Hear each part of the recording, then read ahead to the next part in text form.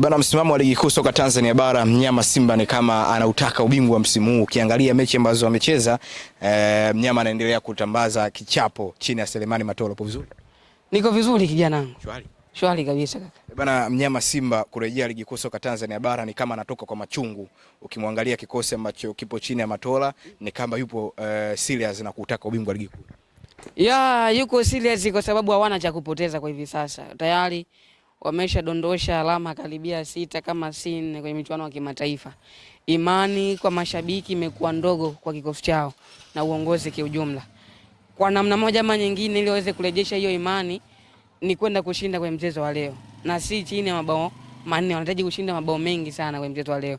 3 na kuendelea ili waweze kurejesha ile imani. Lakini kuja kiujumla kwenye kikosi cha Simba, nafikiri kwenye mchezo wa leo kwa maana Singida, kwa maana Mbeya City kumradhi. Hapa naiwaza mechi ya saa 10. Hawatakuwa na kazi nyepesi mbele ya Simba ambayo imetoka kupoteza matumaini yake kwenye michuano ya kimataifa. Nafikiri Mbeya City alimnyima Young Africans alama 3 kule ugenini, si ndio? Kule Mbeya.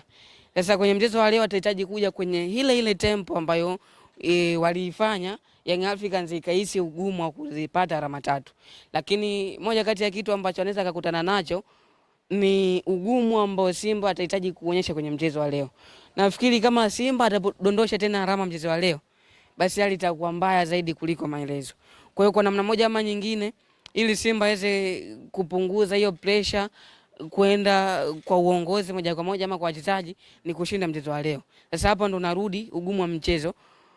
Simba kupunguza pressure kwa maana kuzipata alama 3, Mbeya City atakuwa mnyonge kiasi hiko kuruhusu Simba zichukue alama 3 hivi. Hapa ndo narudi sasa, utahitaji akili ya ziada na mbinu za mwalimu kwenda kuzishinda mechi. Nafikiri Mbeya City wamedondoa kwa maana wameachana kocha wao, lakini haiondoi kwamba wana wachezaji wazuri.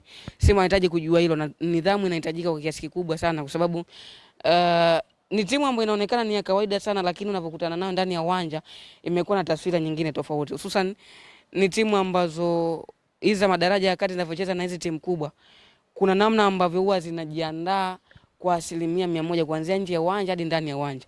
Hata mchezaji mwenyewe akaanza kucheza mechi kama hii, huwa anajua kabisa ili mimi niweze kujitangaza, nipate kazi ama nipandishe thamani yangu kwenye usajili. Kumbuka tunaelekea kwenye dirisha dogo la usajili, ni kwenda kuonyesha kile ambacho niko nacho kwa 100% kwenye hii mechi.